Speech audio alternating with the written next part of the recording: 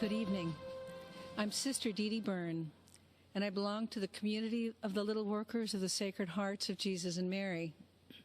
Last 4th of July, I was honored to be one of the President's guests at his Salute to America celebration.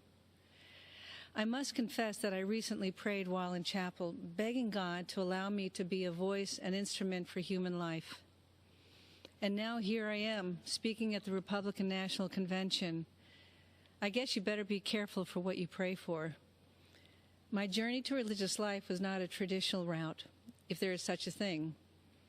In 1978, as a medical school student at Georgetown University, I joined the Army to help pay for my tuition and ended up devoting 29 years to the military, serving as a doctor and a surgeon in places like Afghanistan and Egypt's Sinai Peninsula.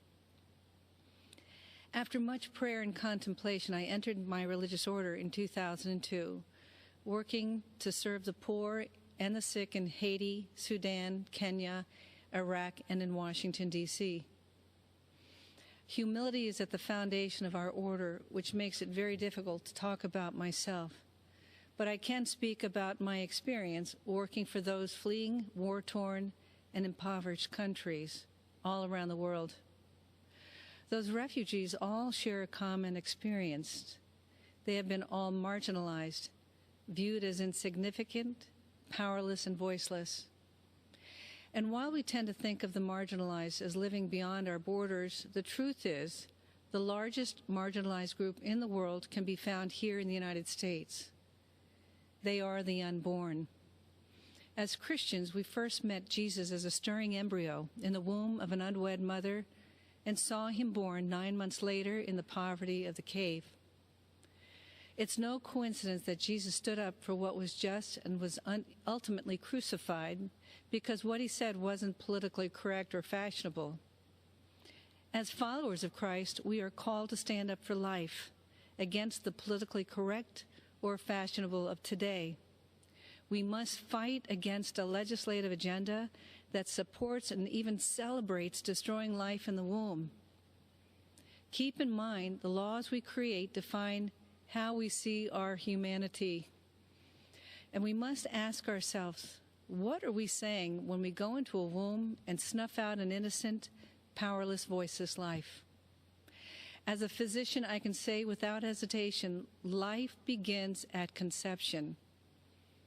While what I have to say may be difficult for some to hear, I am saying it because I'm not just pro-life, I'm pro-eternal life, and I want all of us to end up in heaven together someday. Which brings me to why I'm here today. Donald Trump is the most pro-life president that this nation has ever had, defending life at all stages. His belief in the sanctity of life transcends politics.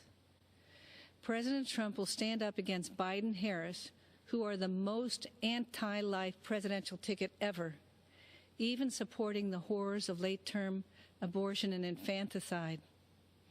Because of his courage and conviction, President Trump has earned the support of America's pro-life community.